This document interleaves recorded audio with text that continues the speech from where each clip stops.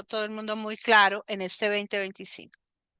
Bien, el 2025 no fue ni con mucho menos un año tranquilo en Irán. Fue un año que siguió en una tensa situación donde todo lo que pasó a nivel global y todo lo que fueron las tendencias globales afectaron definitivamente al régimen interno. O sea, para el régimen interno, todo lo que pasó en Israel, lo que ha pasado con el Líbano, lo que ha pasado en general, incluso lo que acaba de pasar en Venezuela, ha sido un elemento significativo en términos de agudizar su crisis interna. Bien, para este momento sigue siendo el presidente Ebrahim Raisi, un hombre completamente conservador que está puesto ahí por Khamenei con la intención específica de ejercer poder sobre la población civil.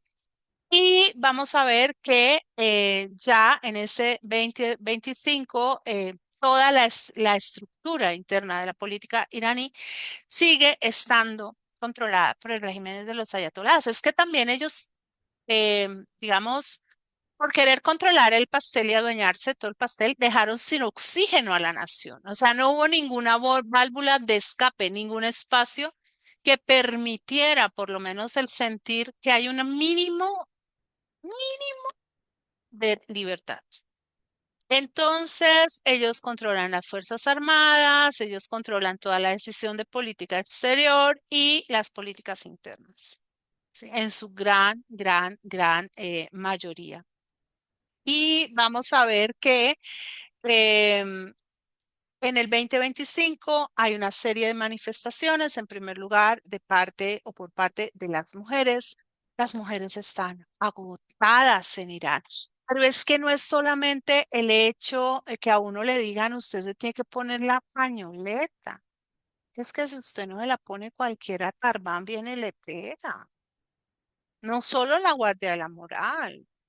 O sea, cualquier venido a más y es una presión cada vez más fuerte y es una necesidad de justicia y reivindicación que viene desde el 2022. Como les decía, este señor Raisi lo que ha hecho es reprimir, reprimir y volver a reprimir. Y hay una cosa que la historia sí te muestra clara y diáfana. Si usted exagera el ejercicio de la fuerza, llega un momento en que ya la gente no le importa. Porque si usted me va a dar palo, haga o no haga, pues haga, deme palo porque hice y no porque dejé de hacer. Y esa situación ha sido también una repercusión a lo económico, que es lo que les digo, cuando es muy importante que las instancias se coordinen, pero que haya independencia. Cuando el gobierno maneja centralmente la economía, acaba con la economía, porque toma decisiones antieconómicas, ¿sí? Solamente para mantenerse. Las reformas que se dijeron que se iban a hacer fueron superficiales, no alcanzaron los niveles que la población estaba necesitando. Y pues cada vez, en lugar de ganar libertad de expresión, autonomía política, lo que la población sintió fue que la estaba perdiendo por completo. Como ya les dije, el problema más grande para Irán es que se ha quedado sin socios comerciales, tiene petróleo, pero no se lo puede comer, ni se lo puede tomar. Es decir, y ha producido tanto petróleo para los mismos clientes que su petróleo ya no vale básicamente nada. La inflación cada vez más amplia, el desempleo cada vez mayor, sobre todo entre la gente joven y entre las mujeres, ¿no? Y vamos a encontrar que ya esto va generando cada vez una mayor desigualdad social que ejerce unos mecanismos de presión muy grandes. Y pues Irán no ha logrado diversificarse económicamente. Además, pues Digamos que hay una situación que es sumamente complicada, o sea, nadie da nada gratis, pero hay socios comerciales que te dan más, ¿sí? O sea, hay socios comerciales que sí se llevan una tajada mayor, pero promueven inversión interna, promueven desarrollo interno. China es cerrado completamente. China no te da nada, absolutamente nada.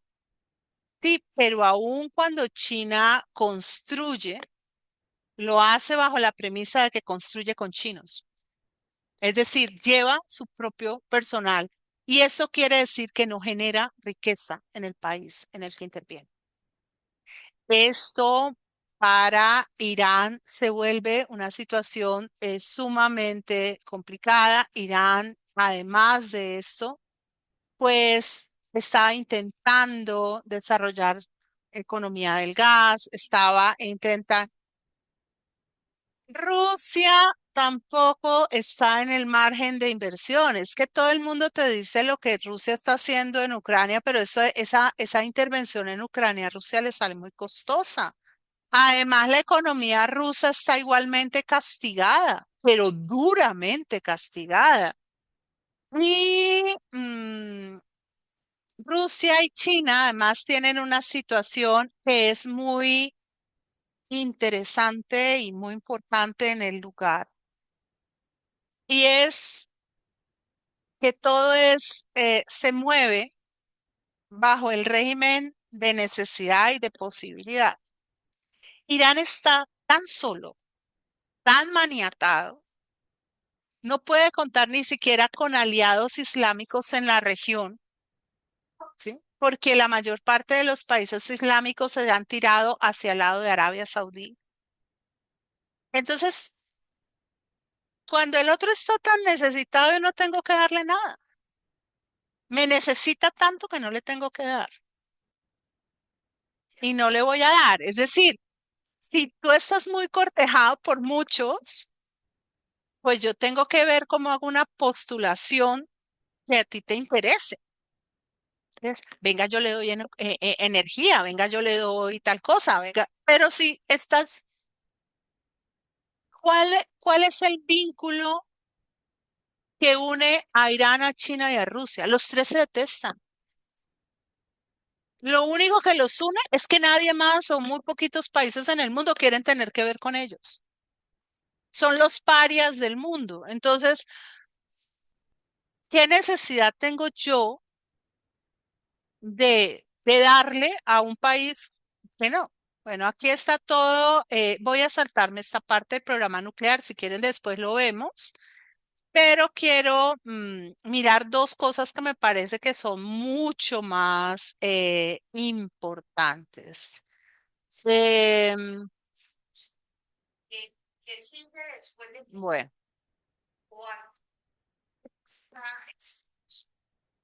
no, ¿qué sigue? Es algo que está entre incógnitas. Yo creo que si se sostiene la protesta, y por eso era bueno mirar que viene esta protesta desde muy atrás. Si ya esa protesta no retrocede, va a llegar un momento en el que probablemente el régimen tenga que retroceder. Eso me parece muy difícil por porque si fuera un régimen netamente político, se cae muy fácil, pero es un régimen religioso. Ahí tendría que aparecer un liderazgo muy fuerte. Ahí tendría, ay Dios me perdone lo que estoy pensando, casi que tendrían que descabezar al viejito Khamenei, es decir, volarlo, que para eso la CIA ay, se me acabó de ir, el de Israel, son muy hábiles, ¿sí? El Mossad son muy hábiles en hacer eso para crear que un vacío en las fuentes de poder en la cúpula iraní y poder abrir la situación. Ojalá, lo que yo más desearía sería que la población civil se empoderara y tuviera la posibilidad de hacer lo que no pudo hacer en 1979 porque los ayatolás tomaron a la revolución como rehén, que es establecer un sistema y un régimen democrático. Y le digo que si eso pasa, al mundo se le quita un dolor de cabeza encima, porque Irán sostiene la mayor parte de los grupos que generan desequilibrio en la región. Entonces, y estoy casi que muy segura de que ciertamente debe haber un amplio porcentaje de población en Irán que está a favor de esas intervenciones, pero hay un gran número de personas que no. Hay un gran número de personas que no.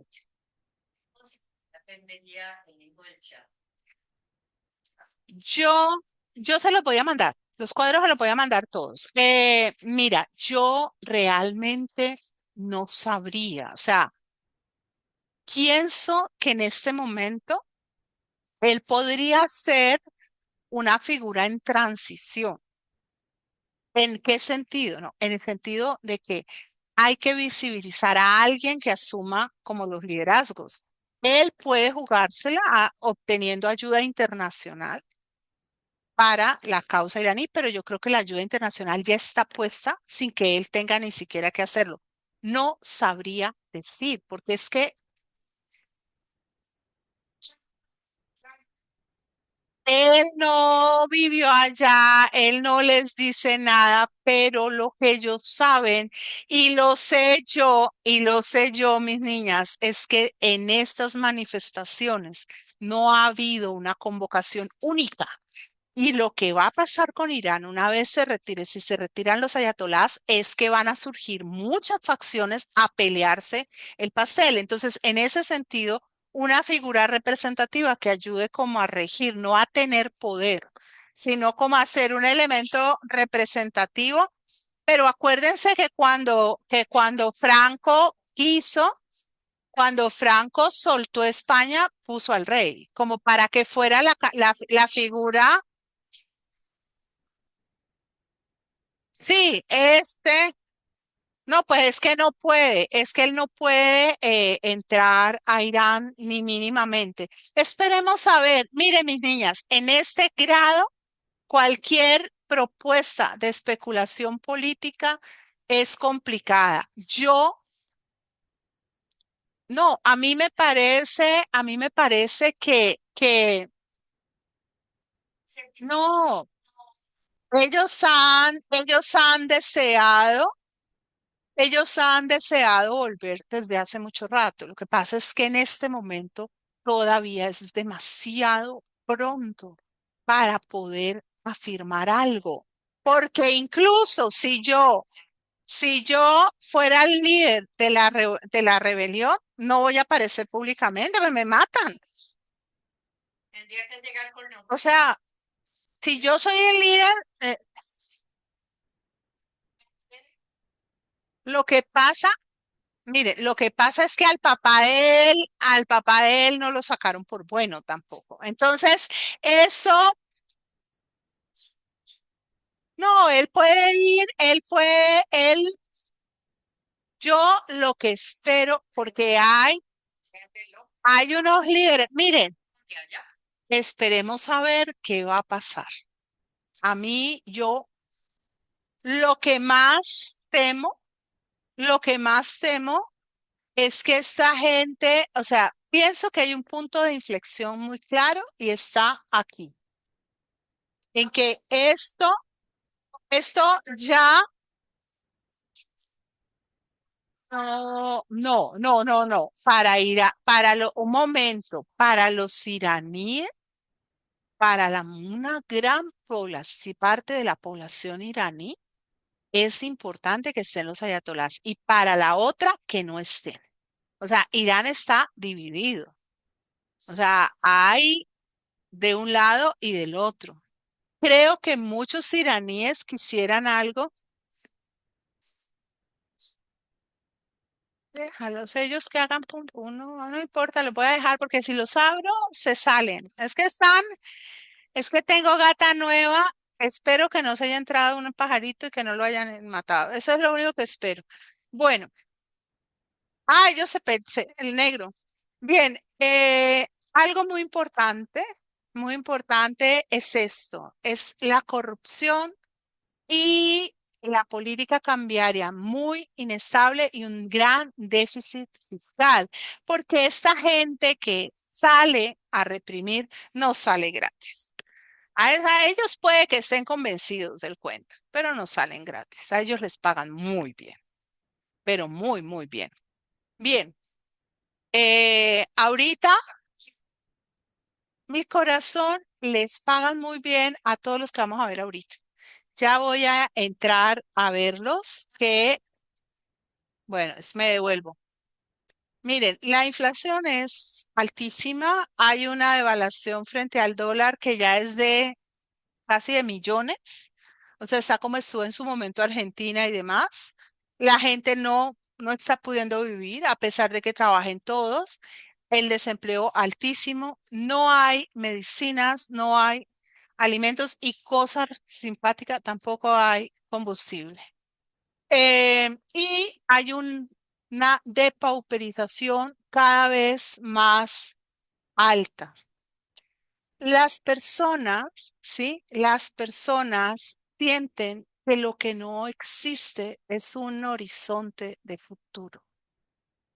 Sienten que cada día son más pobres y los subsidios del Estado, que fueron uno de los recursos con los que mucha población contó, se han ido devaluando y deteriorando.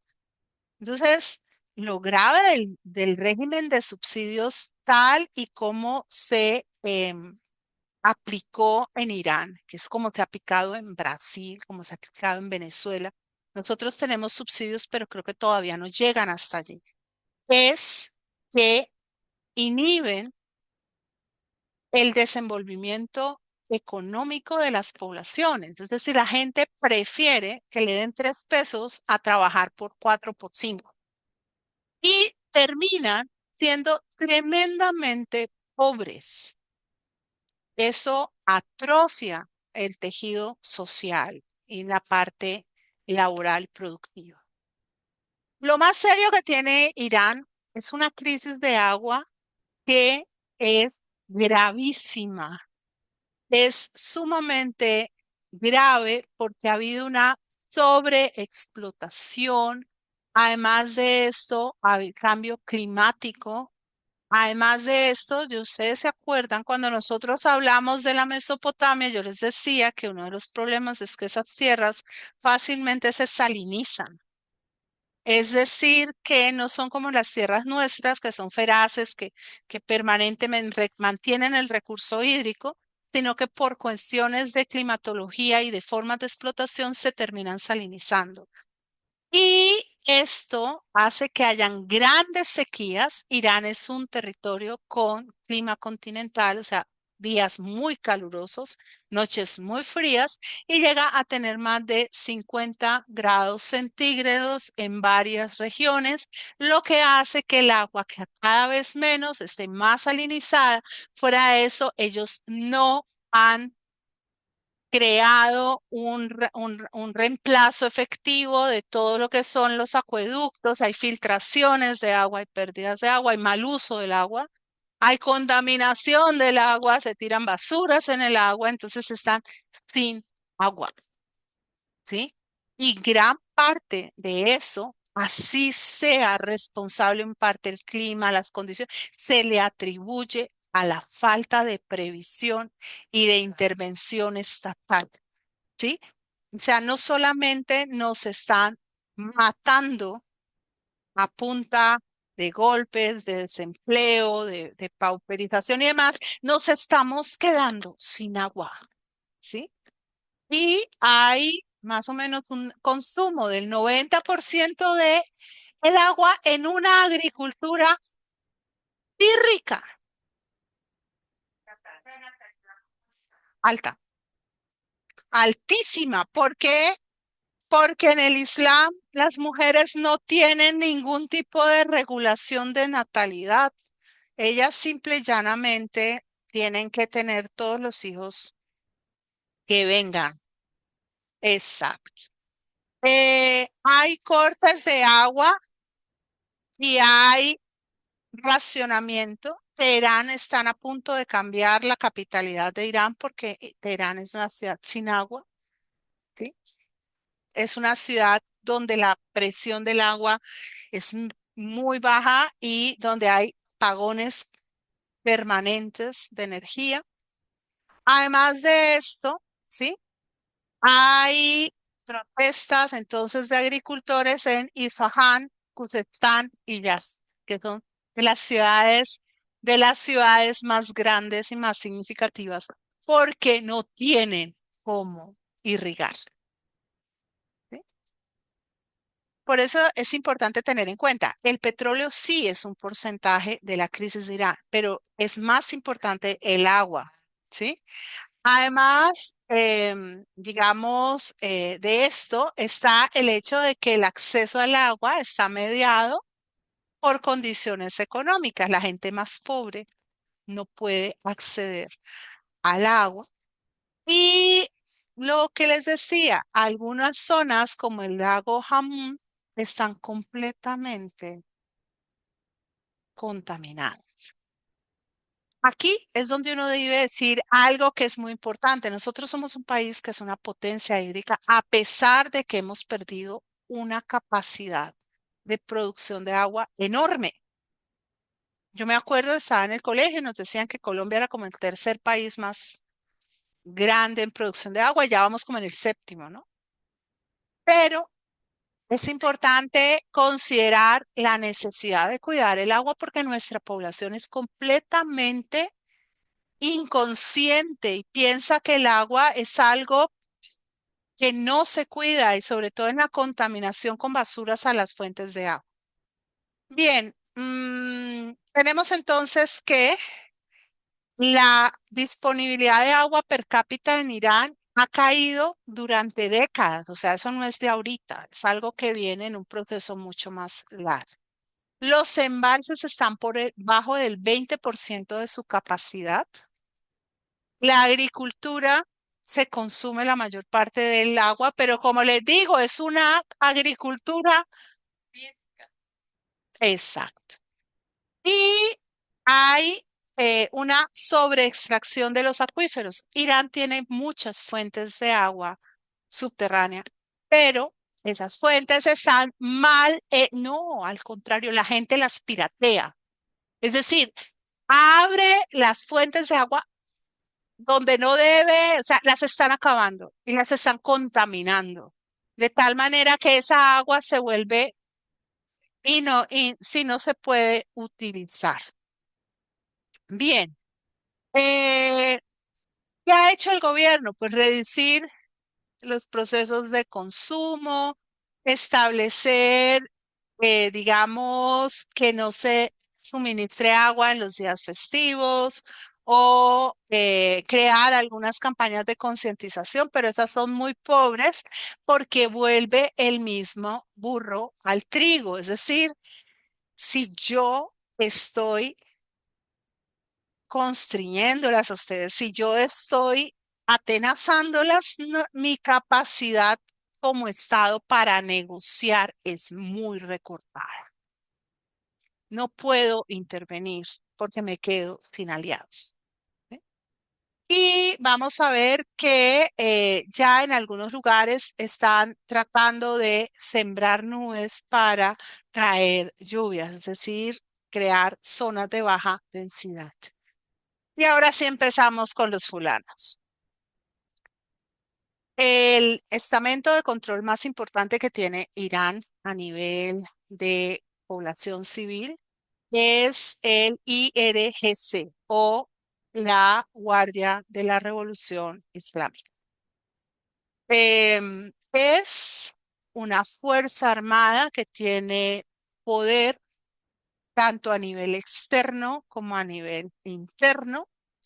Se pliega completa y absolutamente hoy en día a la voluntad del ayatolá. Originalmente fue dada para defender la revolución, pero no cualquier revolución, fue la revolución de Khomeini, ¿sí? Porque acuérdense que lo que él empezó haciendo fue borrando del espacio a todos aquellos objetores de su propuesta revolucionaria.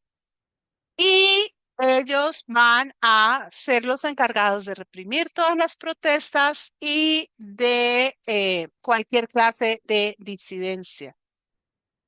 Esto es una cosa terrible, ¿sí? Porque no solo vigilan hacia afuera, sino sobre todo se vigilan entre ellos, porque saben que hay muchas posibilidades de quiebre interno, ¿sí? Porque pues, es que no es fácil. Si a mí me mandan, Dios me libre, a darle una golpiza a un fulano que yo no conozco, listo, camine, vamos. Ajá, y si me mandan a darle esa golpiza a mi papá, a mi mamá, a mi hermano, la cosa se pone más dura. Entonces ellos se vigilan, ¿no? Entre sí. Bien, vamos a mirar lo que ha sido el horizonte de las protestas. Nos situamos el 28 de diciembre del 2025.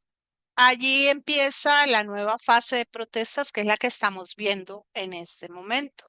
Lo que quiere decir que las protestas han logrado una sostenibilidad que no tuvieron en años anteriores. Pero no nos podemos alegrar de a mucho porque en el 2022 y en el 2023 también fueron protestas de largo alcance. En este caso, lo que cambia es el soporte económico y lo que les digo, las crisis como la crisis del agua. Tenemos que entre el 2025, en diciembre del 2025 y enero del 2026, hay toda esta movilización nacional. Hay 27 provincias en Irán y más de 280 localidades movilizadas. ¿Qué es lo más significativo? Que una movilización de este lado no se logra por intercomunicación, porque eso está muy frenado, no es imposible, pero sí está muy restringido. Quiere decir que el descontento es general, que el malestar es general.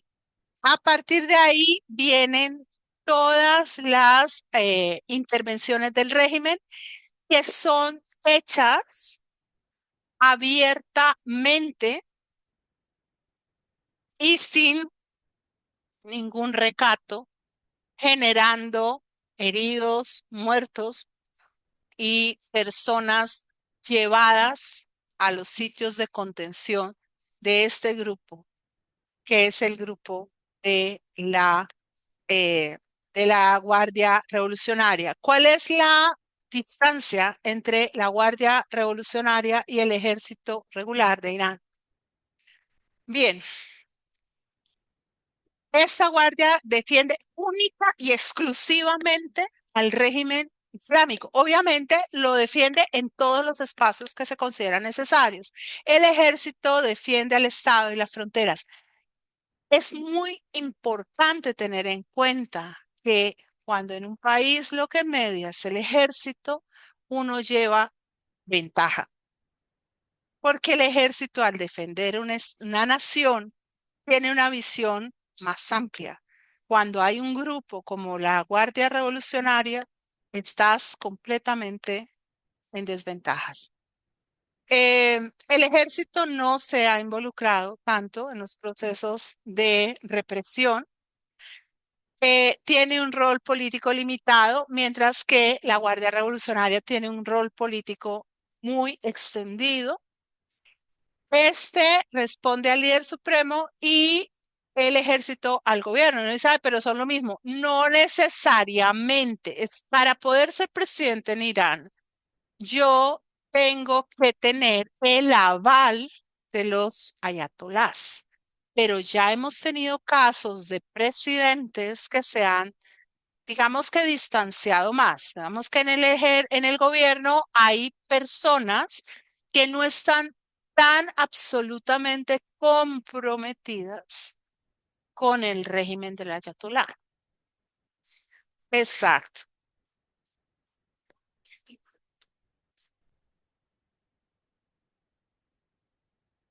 Lo que pasa es que en el caso del ejército, Chávez hizo o siguió un movimiento. Yo te digo, es mejor tener el ejército que una cosa como esta, Venezuela es peor porque no es solamente, hay gente en el ejército bolivariano de la que se puede esperar una reacción en contra del régimen de Maduro. Pero el problema son las famosas milicias, porque esas sí son completamente, digamos, metidas. Cuando tú miras, por ejemplo, en casos anteriores de la historia, como pudo ser el nacionalsocialismo alemán, a Hitler el ejército alemán no le gustaba, le caía mal, le caía abiertamente mal. Acuérdense que ellos son los de la Operación Valquiria, los que deciden matar a Hitler. Y por eso él crea las SS, porque las SS defienden al régimen, el ejército defiende a Alemania. Es decir, que aunque aquí no sabemos exactamente qué está pasando, por ahí podría haber algún resquicio de uso de pie de fuerza que pueda romper. No lo puedo garantizar porque no los conozco. Es muy probable que los altos mandos estén metidos, pero son más pragmáticos. O sea, son más militares de carrera, más pragmáticos. Estos son más fanáticos, ¿sí? Digamos que pueden ser mucho más fanáticos. Ahora, estos, como les digo, tienen operaciones dentro y fuera. Estos tienen una función militar más tradicional. Hay algo que es importante tener en cuenta. Para ser parte de lo que es digamos, el régimen de defensa de la revolución, a mí me consideran mi capacidad militar, pero me dan entrenamiento militar, pero lo que más media es mi fanatismo. O sea, yo he aparecido como, no digamos como un champiñón porque ya lleva mucho tiempo, pero ha aparecido a partir de la revolución. El ejército existe antes de la revolución y el ejército está comprometido en el golpe contra el Shah. Y ahí, aunque ellos hacen una purga de muchos de los miembros del ejército, hay gente que es militar de carrera, es decir, hay gente que está ahí porque es su país, porque es su nación. Entonces, siempre hay una lucecita de esperanza de que aquí pueda haber un grupo de personas militares que digan, vamos a rescatar a Irán y vamos a ayudar a deponer el régimen. Y a veces, en algunos casos, los ejércitos se han parado y han dicho, no. Nosotros no vamos a consentir que masacren de esta manera a la población civil. Nunca es, por eso te digo que no te digo que sea lo que siempre ocurra, pero que es mejor eso que la Guardia Revolucionaria. Eso sí, sin lugar a dudas. Sigue la Fuerza de Resistencia BASIC. Es una milicia paramilitar, está subordinada a la Guardia Revolucionaria, está en todo Irán y ellos son sobre todo los que vigilan a la población. O sea, están en todas partes, tú no sabes necesariamente, no siempre sabes eh, dónde están, porque muchas veces van de civil. Estás hablando con ellos, tú no sabes con quién estás hablando y ejercen una presión muy grande y llegan en muchos lugares a imponerle a la gente la norma religiosa como práctica de vida. A cambio, esa sí que es una muy buena pregunta. A cambio de prebendas, a cambio de poder, más mis niñas, es que nosotros eso no lo hemos visto. Yo espero que lo hagamos la próxima vez, que es la salaf. Aunque la salaf es más sunita que chiita, pero entre los chiíes también ocurre. Los niños son tomados desde que nacen y educados y les lavan el cerebro y entonces los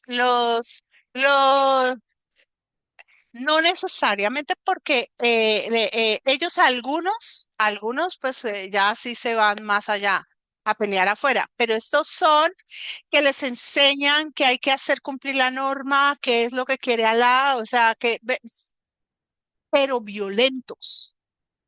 Cuando, por ejemplo, el que está en la madraza, tú estás en la madraza con los niños de 5 años Y de pronto Ibrahim, que tiene 5 años, dice algo que no está a favor del Corán.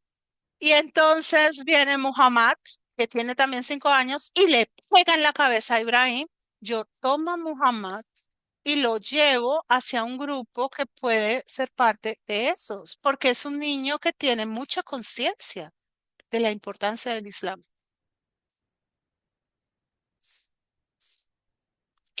Que yo les voy a mostrar lo de la Salaf. Salaf es estudiantes.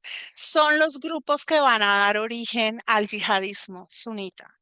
De eso vamos a hablar la próxima vez. Pero en el caso del chismo, ellos tienen esa Hezbollah, pero tienen todos estos otros grupitos donde pueden participar. Sí, son suníes. Bien, los batallones del Imam Ali, ya sabemos quién es Ali, ¿no? Que Ali, el primo de Mahoma que se casa con Fátima. Ellos se van a especializar en controlar protestas urbanas y en represión interna. Miren cuántos subgrupos van apareciendo, ¿sí? Entonces ellos se coordinan con los otros. Estos, por ejemplo, les pasan la información y estos intervienen, pero también se vigilan los unos a los otros. Luego viene el comando Tar Allah, ¿sí? Que es un cuerpo de guardianes de la Revolución Islámica con sede en Teherán, que está centrado en el papel represivo. O sea, no tienen un grupo para la represión, sino 6. O sea, todo surge de lo que va a hacer los defensores de la revolución. Ahora aquí tenemos los NAJA, que es la Policía Nacional, que es la que se encarga de aplicar la ley civil y el control de calles y detenciones. Obviamente, y allí está la policía de la moral. Mis niñas, eso es lo que se llama un estado policivo. Por eso les digo que es tan complicado el asunto en Irán, porque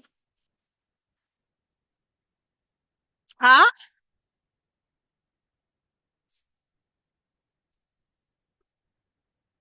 ellos son la policía de la moral y también él será el quinto, será que era el otro, era este. Los códigos de vestimenta, por ejemplo, en Irán un hombre no puede salir en shorts, ni una mujer, ¿no? Muchos habríamos estado ya en la cárcel. Si un hombre se interpone en en el castigo o la violencia que se ejerce sobre una mujer por razones del código de vestimenta, ese hombre también es castigado. Ahora tenemos la Dirección de Inteligencia NAJA, el Ministerio de Inteligencia y la Seguridad de Irán, que es el MOIS, que van a participar en la vigilancia, en las detenciones, en las acusaciones de activismo o de sedición.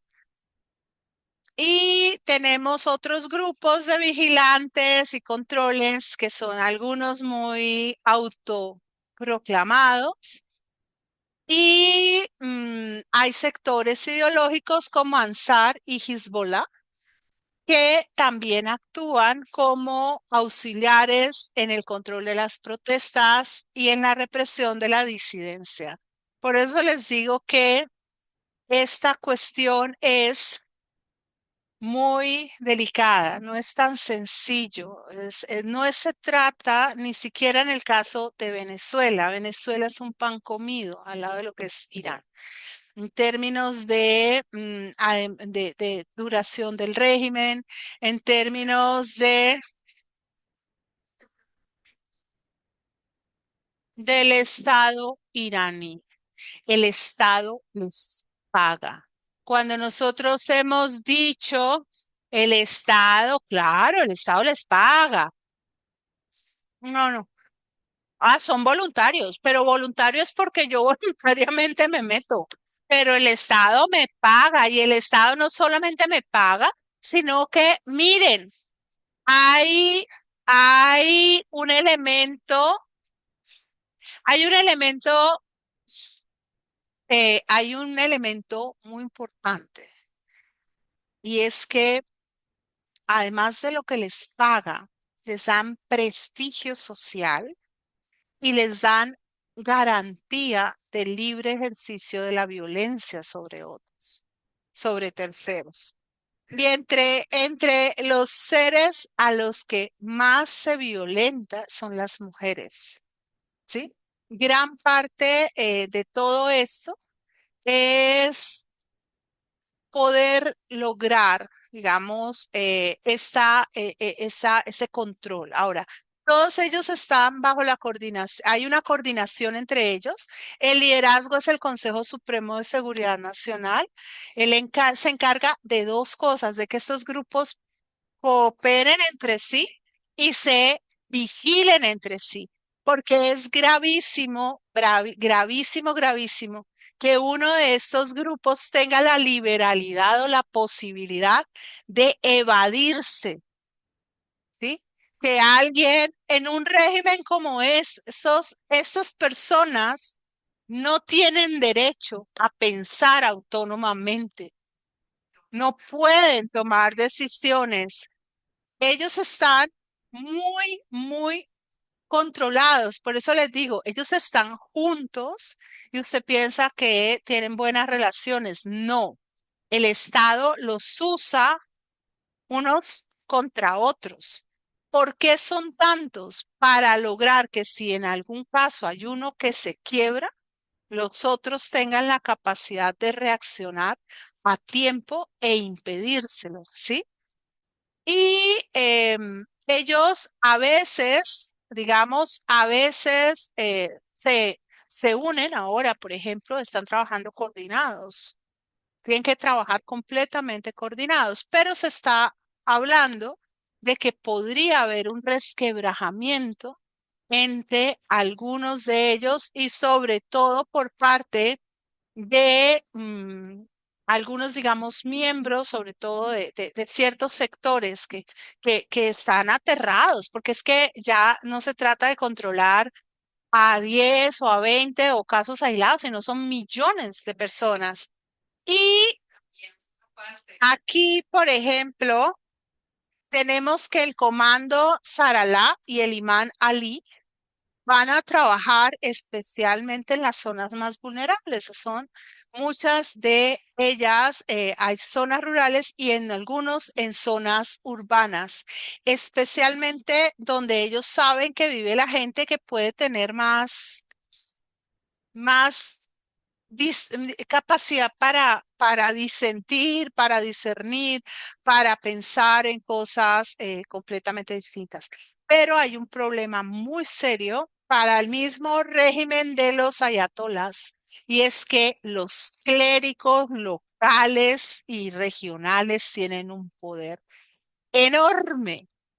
Quiere decir que Khamenei puede decir, den tres brincos y estos dicen no brincamos y no se brincan. O sea, Khamenei no tiene un control de Irán como el que tenía Khomeini. Y esto es muy complicado también porque Khamenei puede decir no maten la gente y estos pueden decir mátenla. Él es la cabeza del Estado, pero realmente no, no, no totalmente. Supuestamente él es el que le da la cara a todo. Tiene que poner todo en movimiento, pero es como un primer ministro. Lo que pasa es que no, él es presidente, él es presidente. Espérenme un momentico, terminemos aquí. Mire, lo que pasa con Khamenei es que a él lo eligen presidente. Él es la cabeza del Estado. En Irán no hay una real o legítima división de poderes. Son muy nominales. La Cámara, el Senado, bueno, el Congreso de allá, el Parlamento que tienen ellos, está muy creado según las determinaciones en las que rigen todos estos clérigos. Porque tú vas a la madraza, bueno, vas a la mezquita y el clérigo dice, hay que votar por fulanito. La gente sale mucha a hacer esa emisión de voto. Hoy en día no, porque hay más disenso. El presidente tiene que ponerle la cara al mundo, es el que es responsable por la represión y todo, pero detrás de él está el ayatolá, que es a la hora de la verdad el que manda, ¿sí? O sea, en este momento, sí, sí hay. Sí, no, sí, sí, Raisi.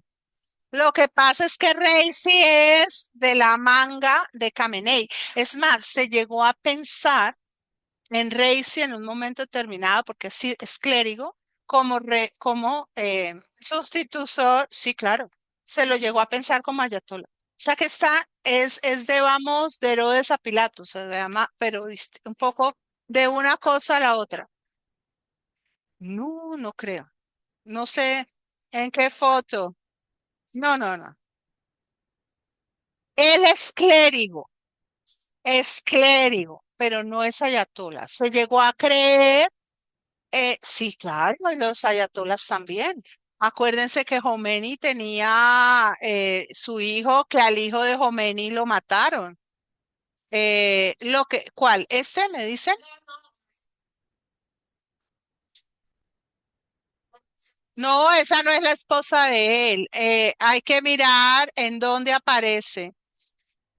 No, esa es de los Estados Unidos. Este es Reisi, ¿no? Eh, Ay, mi corazón. Esta, pero estos son personas participando en una manifestación contra él, ¿sí? Y esto en cambio es, por ejemplo, una imagen donde todos están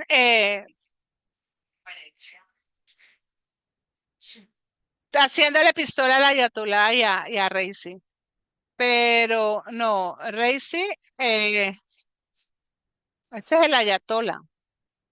Pero por acá creo que estaba la biografía de Reisi, si no estoy mal. No sé si aparezca, no sé si aparezca.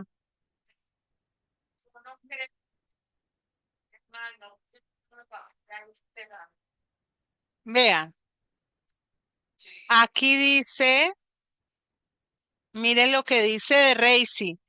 Reisi tenía 18 años cuando se fundó la República Islámica. Tras la Revolución de 1979, ascendió rápidamente en las filas del poder. Primero fue nombrado fiscal general de Karaj, un suburbio de Teherán. Luego ejerció como fiscal adjunto para toda la capital. Tras la muerte del primer líder supremo de Irán, el ayatolá Ruhollah Khomeini, en 1989, Reisi fue nombrado fiscal en Teherán. En 1988, él va a ser uno de los que va a estar detrás de los procesos de represión más grandes. Mire que aquí habla de que por lo menos 5.000 prisioneros políticos se tomaron cuando él era fiscal. Y de Raisi, bueno, él, digamos así, ha sido uno de los personajes más cercanos al régimen, uno de los personajes más significativos y por eso está como presidente de Irán. Bueno, vamos a dejar ahí.